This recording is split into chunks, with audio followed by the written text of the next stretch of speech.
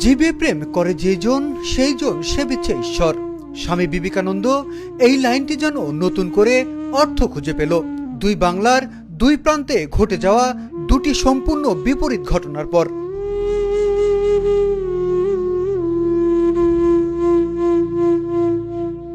পাবনার ঈশ্বরদীতে ৮টি নিরীহ কুকুরছানাকে বস্তাবন্দি করে পুকুরে ডুবিয়ে হত্যা এক বিভীষিকাময় নির্মমতা, যা কুকুরটির ছুটাছুটি, কাঁদতে থাকা সেই অসহায়তা আজও মানুষের মনকে নাড়িয়ে দিচ্ছে।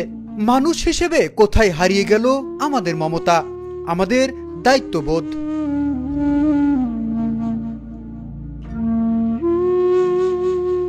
আর ঠিক সেই সময়ে সীমান্তের ওপারে পশ্চিমবঙ্গের নবদ্বীপে পথের কুকুররা দেখিয়েছে এমন মানবিকতা যা অনেক মানুষই দেখাতে পারে না।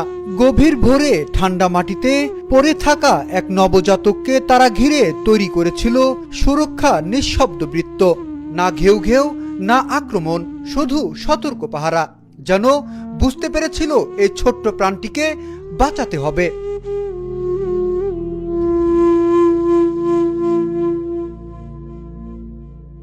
একদিকে নিষ্ঠুরতা, অন্যদিকে অপরিসীম ভালোবাসা। এ যেন এক আয়না, যেখানে আমরা নিজের মুখটাই দেখতে পাই।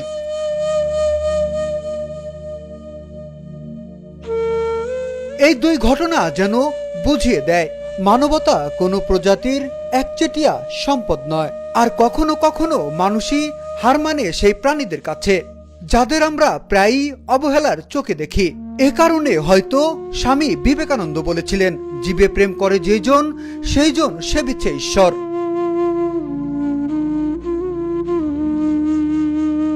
আজ প্রশ্ন একটাই, আমরা কি সত্যি সেই পথে হাঁটছি, নাকি আমাদের শিখতে হবে আবারও সেই পথকুকুরদের কাছে, যারা ভালোবাসার পাঠ জানে নিঃশর্তভাবে।